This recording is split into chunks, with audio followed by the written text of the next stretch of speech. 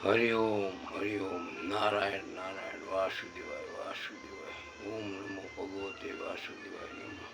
સતચિદાનંદ સ્વરૂપ પરમાત્માની જય. આપણે આજે 12મા અધ્યાયમાં ભક્તિયોગ વિશે થોડીક ચર્ચા કરશું.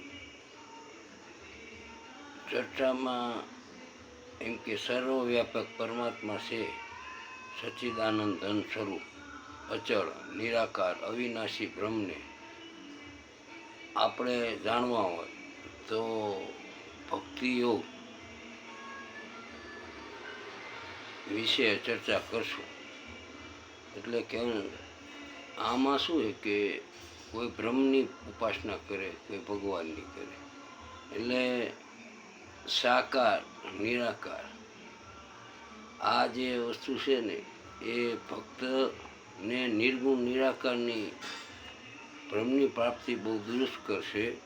એટલે નિર્ગુણ નિરાકાર છે એમાં દેહ અભિમાન રહેવાના લીધે નિર્ગુણ બ્રહ્મની પ્રાપ્તિ અશક્ય બને.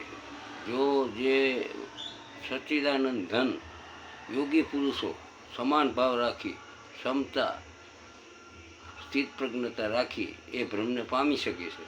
પરંતુ આપણે સંસારીઓને સગુણ ઉપાસના બહુ ઉત્તમ છે.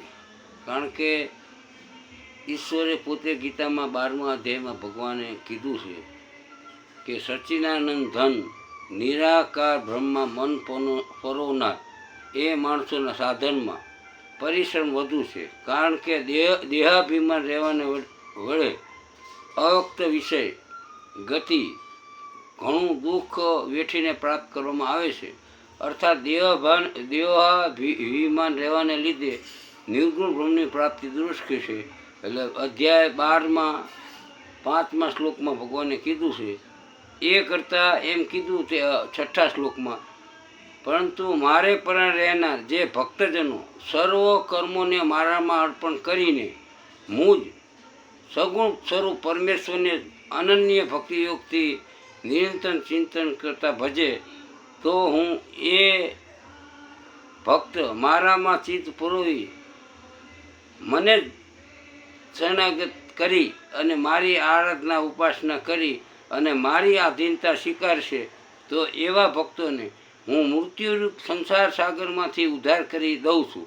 એટલે આ આપણા જે સંસારમાં રહીને ભક્તિ કરી હોય તો આપણા 7મો શ્લોક છે 12મા અધ્યાયનો કે મારામાં ચિત્ત પરોવનારા પ્રેમી ભક્તોને હે પાર્થ, હું સત્વરે મૃત્યુરૂપ સંસાર સાગરમાંથી ઉદ્ધાર કરી દઉં છું. એટલે આપણે નિર્ગુણ બ્રહ્મની ઉપાસના કરતાં સગુણ સ્વરૂપ પરમાત્માનું કોઈ પણ નક્કી કરી અને એની ભક્તિ કરી એ ઉત્તમમાં ઉત્તમ ભગવાનનું વચન છે. એટલે કીધું કે તારું મન, બુદ્ધિ, દેહ આ બધું તું ચિત્ત મારામાં એટલે કે પરમાત્મામાં પોરવી અને પરમાત્માને આધીનતા સ્વીકારી, પરમાત્માની શરણાગતિ સ્વીકારી અને પરમાત્માનું ભજન કરે છે, એને હું અભ્યાસોગ આપું છું. એટલે અભ્યાસ દ્વારા એ પરમને પ્રાપ્તિ થાય છે. એટલે પરમાત્માએ ચોખ્ખું કીધું છે કે પરમાત્માને ભક્તિ કરવી હોય તો તું મને બધું સમર્પણ કરી તારો અહંકાર અભિમાન નાશ કરી અને તું મારી શરણાગતિ સંપૂર્ણ સ્વીકારી લે તો તું સિદ્ધિને પ્રાપ્ત થઈ. ભગવાનના નામના ગુણોનું શ્રવણ કીર્તન અને શ્વાસોશ્વાસ દ્વારા જપ કરી ભગવત પ્રાપ્તિ માટે સત સાહિત્ય ઉપનિષદ, ગીતા, ભાગવત એનું પઠન નિત્ય કરે અને વારંવાર અભ્યાસ કરે તો એને હું બુદ્ધિયોગ, જ્ઞાનયોગ અને એને ભવસાગર તરવાનો ટૂંકો રસ્તો બતાવું છું. જગતના બધા સ્વાર્થ છોડીને ફક્ત પરમેશ્વર પરમનો આશ્રય લઈ અને નિષ્કામ ભાવે ભગવાનની ભક્તિ કરે અને મન, વાણી, શરીર દ્વારા પરમાર્થ અર્થે એટલે પરમેશ્વરના અર્થે યજ્ઞ, દાન, તપ અને સઘળું કર્તવ્ય કર્મ કરે એનો હું ઉદ્ધાર કરું છું. જીવનમાં આપણે ફળ ત્યાગનું જે આપણી ઈચ્છા છે, વાસના છે, એને ત્યાગી પરમાત્માનું શરણું સ્વીકારી પરમાત્માના શરણે જઈ અને જે પરમાત્મા કરાવે છે એ ભક્તિ ભજન કરવું. અને હું કરું છું અને હું જ જ્ઞાની છું ને હું જ મોટો ભક્ત છું એ અભિમાનનો ત્યાગ કરી દેવાનો છે. અને જીવનમાં જો ભક્તિ કરવી હોય તો એના ટૂંકા રસ્તા બતાવ્યા છે. ગીતાના 12મા શ્લોકમાં 12મા અધ્યાયના 12મા શ્લોકમાં કીધું છે કે મર્મને જાણ્યા વિના કરેલા અભ્યાસ કરતાં જ્ઞાન ચડિયાતું છે, અને જ્ઞાન કરતાં પણ પરમેશ્વરનું જે સ્વરૂપ છે એનું ધ્યાન ચડિયાતું છે. અને ધ્યાન કરતાં પણ સર્વ કર્મના ફળનો ત્યાગ કરી અને પરમાત્માની શરણાગતિ સ્વીકારી દેહાભિમાનનો ત્યાગ કરી અને ઈચ્છા વાસના અપેક્ષાનો ત્યાગ કરી અને એ મારું શરણું સ્વીકારે તો એને હું પરમ શાંતિ આપું છું. આ ગીતાના 12મા શ્લોકના 12મા અધ્યાયમાં ભગવાને ખાસ કીધું છે. એટલે કેવળ ભગવાન અર્થે કર્મ કરનાર, એટલે ભગવાનમાં પ્રેમ, શ્રદ્ધા, વિશ્વાસ રાખી ભગવાનનું ચિંતન કરવાનું છે. અને આ ચિંતન છે એ તમને પરમની લાગથી અપાવે. એટલે નામ સ્મરણ શ્વાસે શ્વાસે કરી અને પરમાત્માની પ્રાપ્તિ તમને કરાવે છે. એટલે એથી જગતમાં કોઈ ચડિયાતું છે જ નહીં. તમે સતત સર્વે ઈચ્છાનો ત્યાગ કરી અને પરમાત્માનું નામ સ્મરણ તમે કરશો તો શ્રદ્ધા વિશ્વાસ સહિત ઈશ્વર છે જ અને ઈશ્વર મારું કાર્ય એટલે મને લક્ષ્યની પ્રાપ્તિ કરાવશે એવા ધ્યેય સાથે તમે જો ભક્તિ કરશો તો તમને પરમની પ્રાપ્તિ થશે. જીવનમાં બીજું કે સર્વ જે આ જીવો છે એના દેશભાવ વિના જીવન જીવવાનું, વિના સ્વાર્થે સૌને પ્રેમ આપવાનો, કોઈ હેતુ વિના દયા દાન કરવાનું છે, મમત્વ રાખ્યા વિના, અહંકાર રાખ્યા વિના ઈશ્વર પ્રાપ્તિ માટે પ્રયત્ન પુરુષાર્થ કરવાના છે. અને ક્ષમા અને ક્ષમતા આ બે જીવનમાં આપણામાં હોવી જોઈએ. અપરાધ કરનારને પણ આપણે ક્ષમા આપવાની છે, એને અભય આપવાનું છે.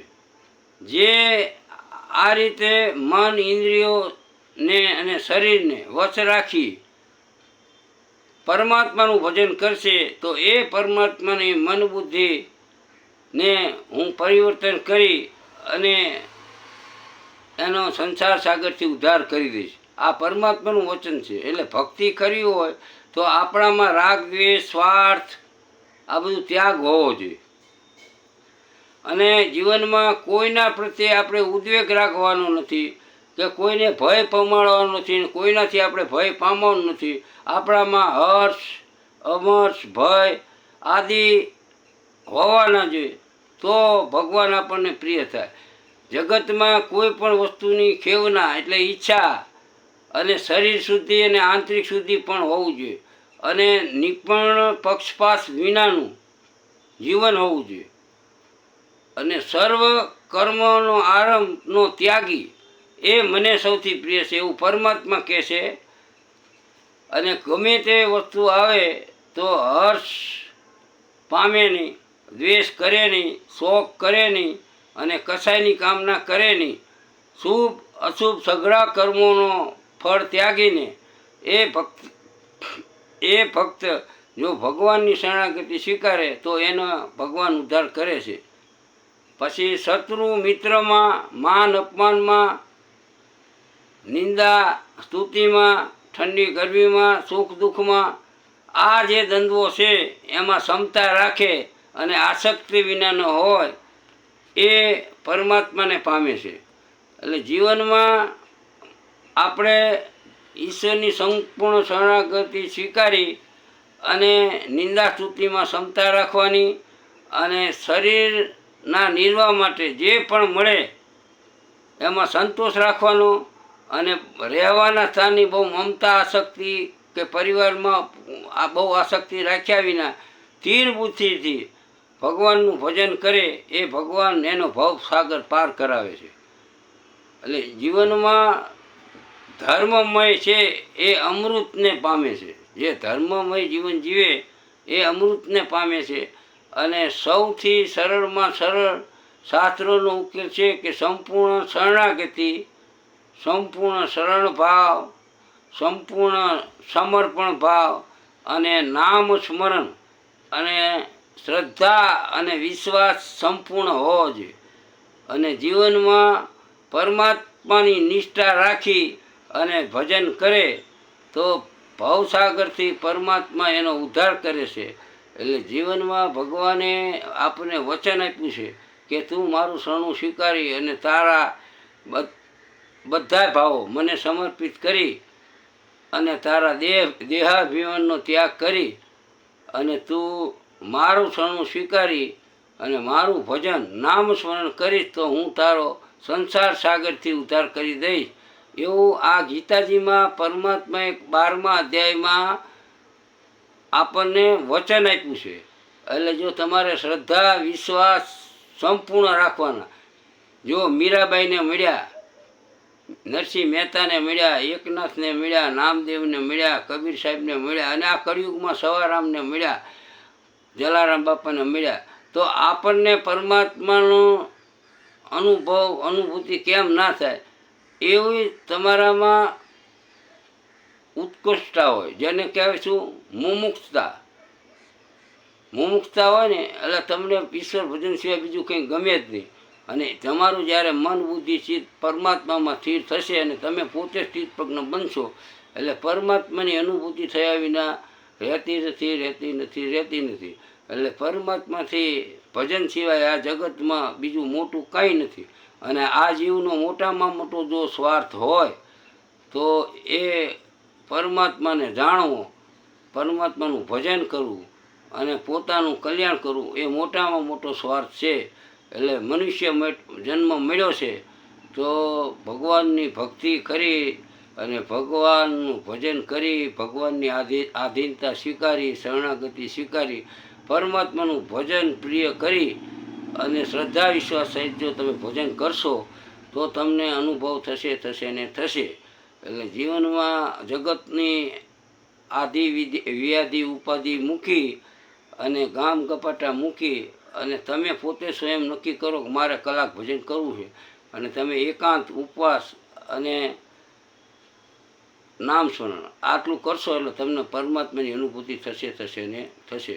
બોલો સિયાવર રામચંદ્ર કી જય. પરમાત્માની